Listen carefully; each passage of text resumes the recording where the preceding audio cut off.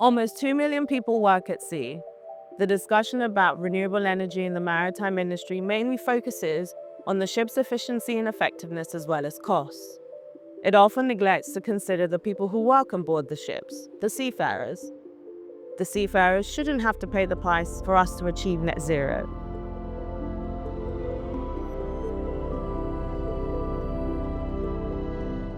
Obviously, we want renewable fuels. It is essential to make sure that those who are working on board of the ships and engaging with the new fuels are adequately trained and protected, ensuring that they're safe.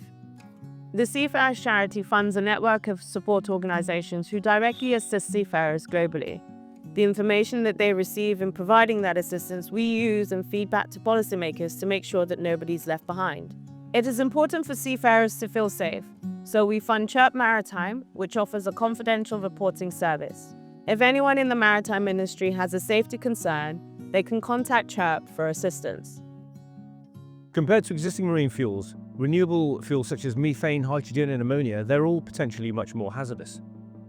And the speed of integration into the mainstream industry is incredibly ambitious.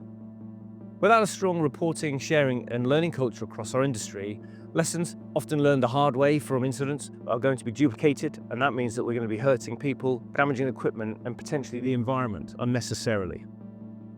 Many people are afraid to report for fear of rejection, ridicule, reprisals or redundancy. By reporting your experiences, your concerns to Chubb, we can help the industry learn from your experience while protecting your identity. This includes liaising with regulators to effect change in the long term. The Seafarers Charity is inclusive. We support everyone who has worked or is currently working at sea regardless of their profession. This includes 38 million fishers. So Ports Skills and Safety are a not-for-profit membership organisation, and it's quite unusual for us to get funding from a charity. But the difference that the Seafarers Charity has made to us is that it's enabled us to take a lot of the knowledge that we have about safe practices in ports and apply them to the fishing sector. So Ports Skills and Safety has what we call Safety in Ports Guidance, and this is a range of minimum standards and best practice on how to undertake port operations. And they tend to focus on areas such as container ships or general cargoes.